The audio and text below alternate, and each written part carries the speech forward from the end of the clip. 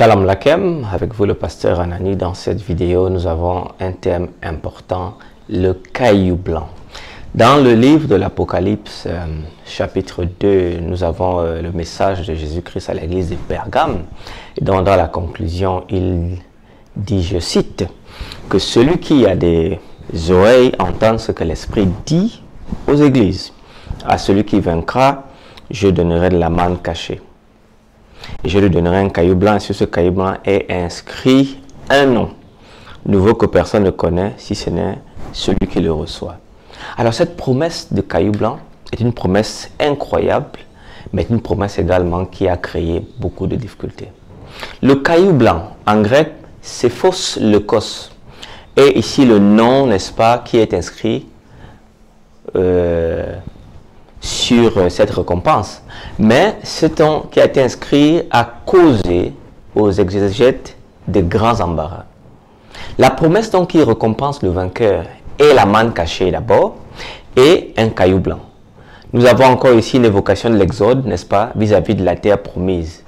Il y a des textes comme le psaume 51, verset 7 qui dit « Purifie-moi avec l'hysope, cette plante utilisée pour les aspersions rituelles, et je serai pur. Lave-moi, et je serai plus blanc que la neige. » La blancheur est un thème important. Alors, dans Isaïe 62, verset 2, il y a une promesse également. « Alors les nations verront ton salut, et tous les rois de ta gloire, et l'on appellera d'un nom nouveau que la bouche de l'Éternel déterminera. » Donc la récompense nom nouveau, elle est déjà dans l'Ancien Testament. Alors dans mon livre, l'Apocalypse décrypté, j'ai écrit sur ce sujet difficile.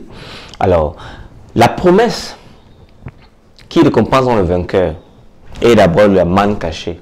Et ensuite, le prophète ajoute en vision un caillou blanc. Nous avons encore ici cette évocation, comme je l'ai dit, de la terre promise. La manne, qui est ce pain donné par Dieu du ciel, est normalement un signe d'espérance. Ce signe d'espérance est un signe puissant de réconfort à son peuple. Et dans cette manne est une manne conservée pour les futures générations. Dans un vase d'or, rappelez-vous Exode chapitre 16, verset 33 à 34, Hébreux chapitre 9, verset 4. Et avec les deux tables de la loi, il y avait à côté, vous savez, la verge d'Aaron qui avait fleuri. Donc une promesse de ne jamais avoir faim dans le paradis de Dieu, dans un langage plein d'évocation du miracle de Dieu, leur est donné en récompense. Le caillou blanc, donc, avec un nom nouveau, indique, n'est-ce pas, la nouvelle identité que les rachetés auront au ciel. Néanmoins, puisqu'il existe plusieurs possibilités et multiples usages dans l'ancien monde pour le caillou blanc, ça peut être la pierre d'acquittement dans les votes des tribunaux, pierre d'invitation au banquet officiel, ça peut être un billet d'entrée au spectacle, ça peut être une pierre donnée au vainqueur d'une compétition sportive. Ça peut être une pierre précieuse gardée au ciel avec la manne. Ça peut être une amulette portant une formule magique. Il est toujours donc important d'être ouvert dans ce type d'interprétation, non d'être dogmatique. Mais le symbolisme des vêtements blancs comme tenue de triomphe et de purité religieuse était familier à ces convertis gréco-romains du paganisme.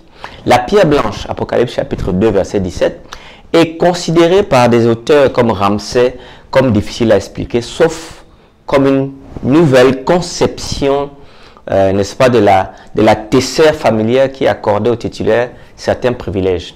Le nom divin secret étant un symbole de la puissance divine accessible aux titulaires de la pierre seulement, mais d'autres y trouvent la pierre inscrite qui est brisée en deux, les moitiés devant être conservées en tant que jetons de présence.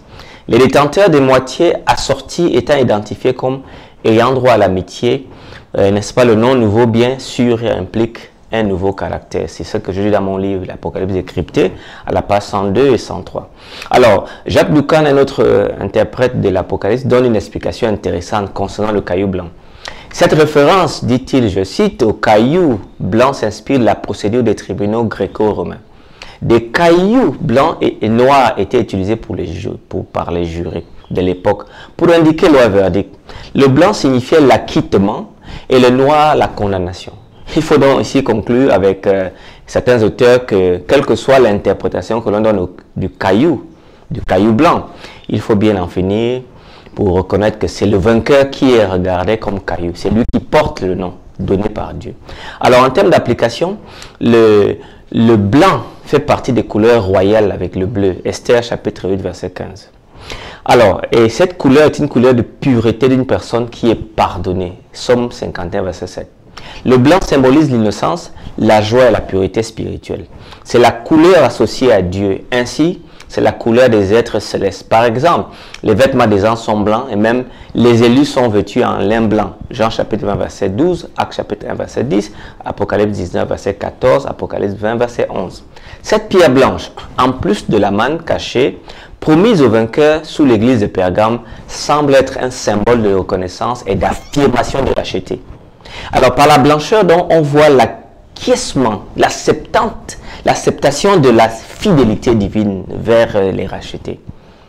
Ainsi la promesse du caillou blanc est l'acquittement au jugement qui donnera accès à la manne cachée. C'est donc un symbole de jugement où le fidèle passe en jugement et est absous et non condamné, puisqu'il n'y a aucune condamnation pour ceux qui sont en Jésus-Christ, dit Romains chapitre 8 verset 1. Si Dieu vous a validé, c'est donc un vote positif et personnel de confirmation et une forme de passeport pour la vie éternelle dont Satan et ses démons n'ont pas accès. Restez connectés. La semaine prochaine, nous avons le thème important que nous appellerions calendrier et je vous inviterai, n'est-ce pas, à être là à la prochaine vidéo. Que le Seigneur vous bénisse et vous garde.